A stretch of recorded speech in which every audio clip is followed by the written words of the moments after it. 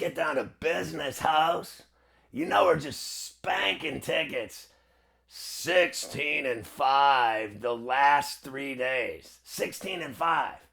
We just busted off another 6-1 night. The Prophet and your boy Uncle Futrelli. That's the second 6-1 day. We had one Saturday. Now we have one Monday night. And it was incredible. And then look at this. The elites. I've done the elites the last 4 days. That's 8 picks. I've hit 7 of them. Boom. 7 out of 8.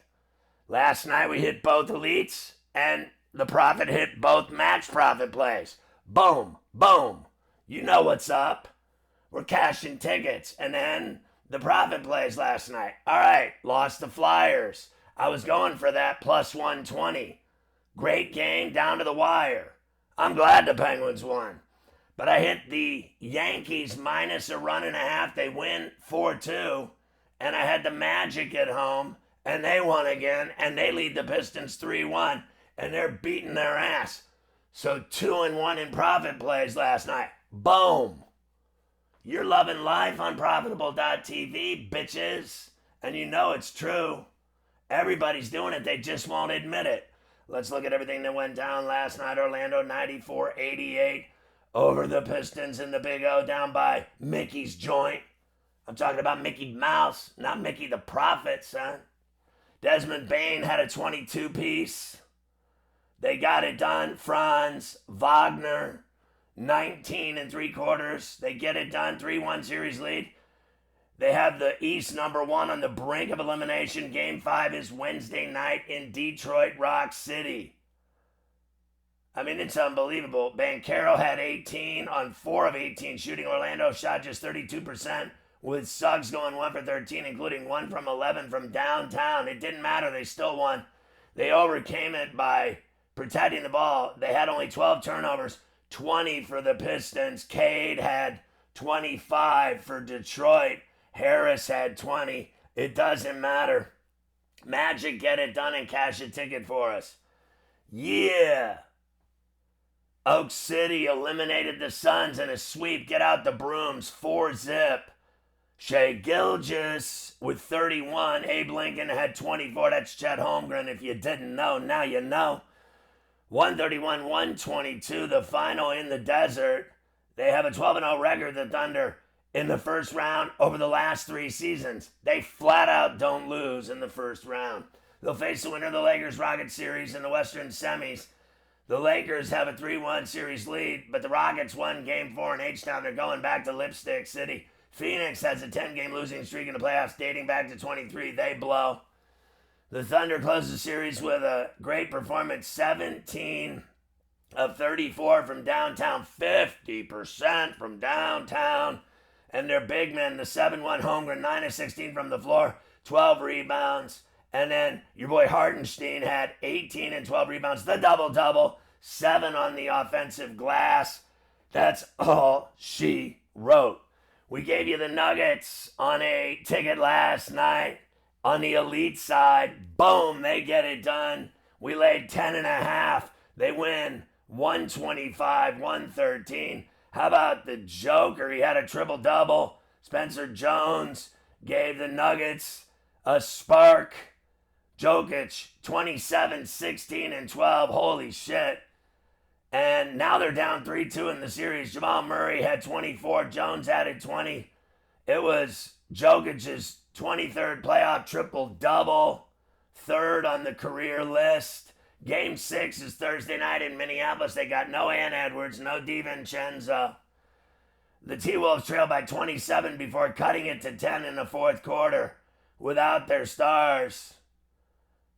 They lost Naz Reid to a rolled right ankle in the third quarter. I mean, they've had nothing but problems. Randall had 27, so he went over that 20 mark, which was the prop. DeSumo added 18. Rudy Gobert was neutralized and scored his only bucket with 20 seconds left in the third, with the Wolves down 25. Unbelievable.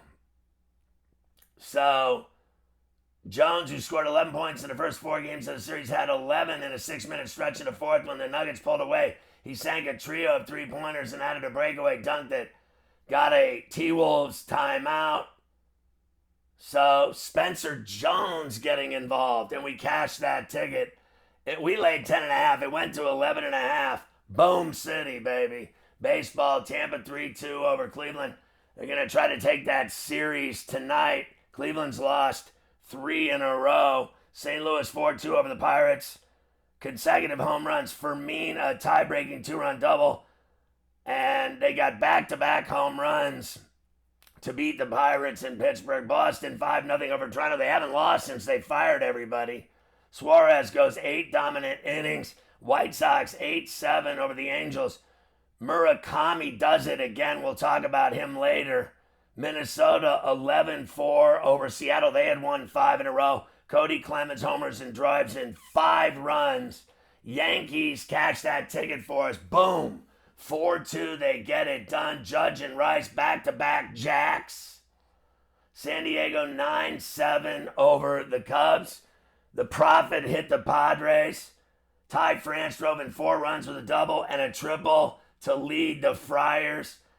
And the Dodgers beat the Fish 5-4 at Dodger Stadium. Kyle Tucker's 2-out, 2-run single in the 9th wins it for LA. The Penguins are back in it. They're down 3-2 in the series now, going back to Philadelphia for Game 6. They fend off elimination for the second time in 48 hours with a 3-2 win over the Flyers in Game 5 in Pittsburgh. Crosby got a shot off his left knee, but had 2 assists for the Penguins. Game 6 is Wednesday night in Philadelphia.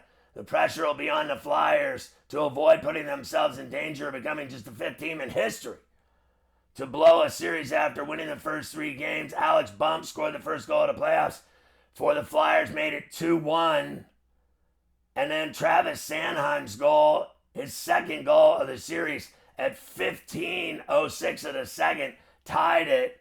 Crosby limped to the bench, went to the training room on a shot by Ryan Shea from the point, hit the top of his left knee. He came back out, though, and threw a pass to Letang at the point, and he shot it. It was unbelievable. He shot it towards Vladar. It sailed wide of the net, hit the glass, bounced back, hit Vladar's left pad, then his right, and it went through his legs into the goal for the go-ahead game-winning goal after 4 games. Game 5 was frantic. The pace was intense.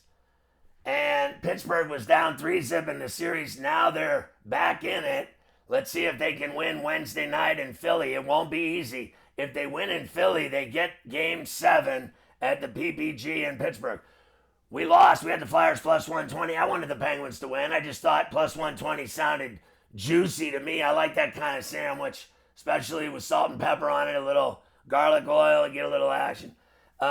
We got Vegas last night. They were up 3-0, blew the lead, went down 4-3, but they win it in overtime. Shea Theodore scored on a snapper from the high slot with 50 seconds left in the extra session to win it 5-4 over the Mammoth in Salt Lake Shakers. And now that series is tied 2-2. Game 5 of the best of 7 is Wednesday night in Cincinnati, Magada. Beautiful day in Las Vegas, baby. They appeared to have won the game earlier in overtime when they had a loose puck in front with 9:41 left, a tap in, but the score was waved off and it was determined Vegas was offsides. Howden scored his second of the game on a tip in with 9:35 left in the third to tie it and force overtime because they were down 4-3 after being up 3-0. They got 2 goals in the first and 1 early in the second, and then blew it. 4 straight goals. Clayton Keller's wrister off a deflection for a 4-3 lead at 5:10 in the third. Didn't matter. Vegas wins it, and boom, we cash the ticket. Everybody's happy. All right, let's look at what's happening on a Tuesday. Sixers and Celtics in Boston on ESPN at 7. The Celtics are laying 11.5, 214.5 the total. 8 o'clock on NBC, Hawks and Knicks are the world's most famous at the Garden in the Big Apple. People judging plastic bags, directing trash, some kind of fighting shit up. Yeah. Woo woo. New York laying 6.5, 213.5 is the total. 9:30 the nightcap on ESPN. Portland and San Antonio. San Antonio's up 3-1. They're laying 12.5, 215.5. The Knicks series is tied 2-all, and Boston can win it tonight. They're up 3-1. Baseball, Tampa at Cleveland, Martinez against Bybee. Houston at Baltimore. Tang, everybody loves Tang, against Boz. Colorado at Cincinnati, Sagano against Burns. George Burns. San Francisco at Philly, everybody loves Molly against Luzardo. Leahy and Ashcraft at Pittsburgh, Cards, Bucks. Boston at Toronto, Toll against you, Savage. You're a savage. Washington at the Mets, Littell against Big John Holmes. Detroit at Atlanta, Larry Mize against Perez. Angels at White Sox, Soriano against Martin. Arizona at Milwaukee, Merrill Lynch Kelly against Patrick. Craig Patrick. Seattle at Minnesota, Gilbert Grape against Nolan Ryan. Yankees at Texas, the game of the night, Schlittler against DeGrom. Kansas City at the A's, Bubik Hair against Savali. Cubs at Padres, Cabrera and Bueller. And then 10-10 Miami, the Fish at the Dodgers. I got your junk right here against Ohtani. Hockey. Everybody loves hockey. Boston at Buffalo. Buffalo can win the series. They're favored heavily, minus $175.5. The total 7:30 on TNT. 8 o'clock on the Deuce. Minnesota and Dallas tied at 2s. They're in Dallas at the AA. Game 5. Dallas minus $130. The nightcap on TNT. Anaheim at Edmonton in Farrell, Alberta. Game 5. Oilers down 3-1. They have to win. They're minus $171. 7 is the total. It's time for Fast Forward, Pharrell in Your Facial, where we do all the stories that matter and stories that don't matter. All right. So with last night's win, Sidney Crosby had his 100th career Stanley Cup playoff win with the Penguins. 100 playoff wins. I love how everybody makes fun of this guy and blows him shit and talks shit about him, and players, even on the Flyers, left and right, trying to hurt him, talking in his face and saying shit to him. This guy has fucking 3 Stanley Cups. He's got a trophy case filled with hardware, awards, MVPs, everything else, gold medals with the Olympic game winner against the USA. What hasn't he won? What hasn't he won? He's better than all of you motherfuckers. He's one of the greatest players that ever lived, and the Flyers are talking shit to him, and none of them have shit. None of them have a fucking ring of any kind. They don't even have a dick ring.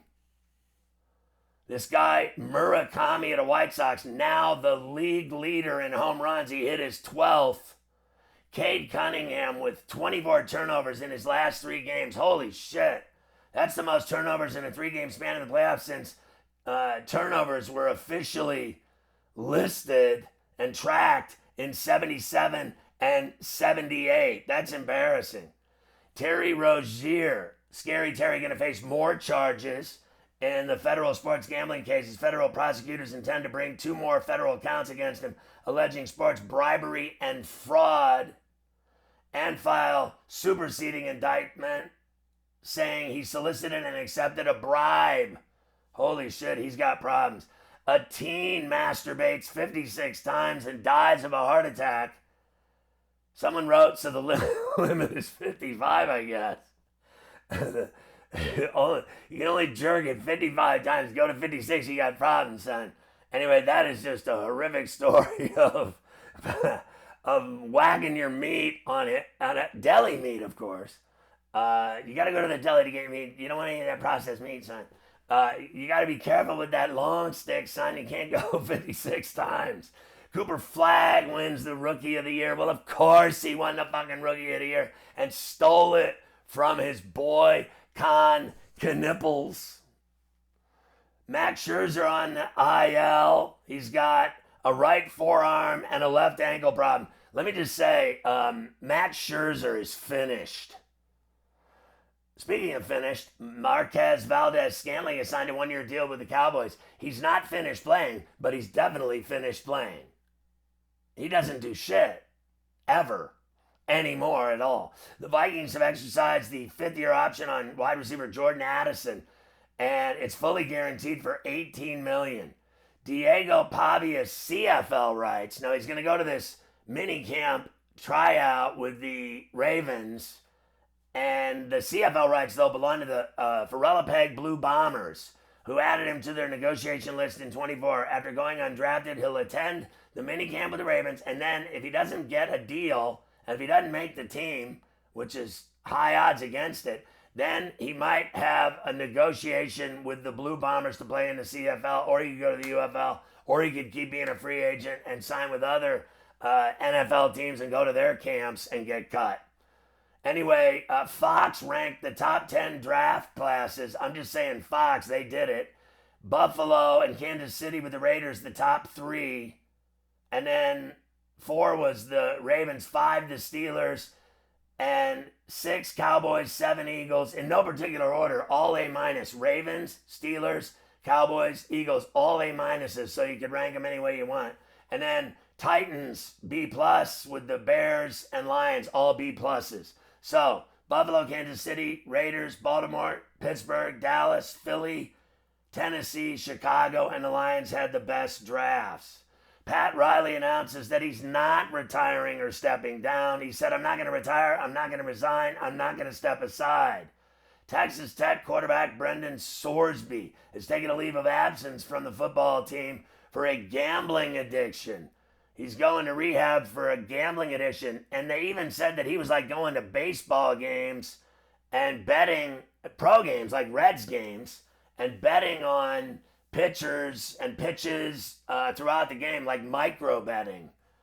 The NHL is moving the Winter Classic back to New Year's Eve, and no one cares.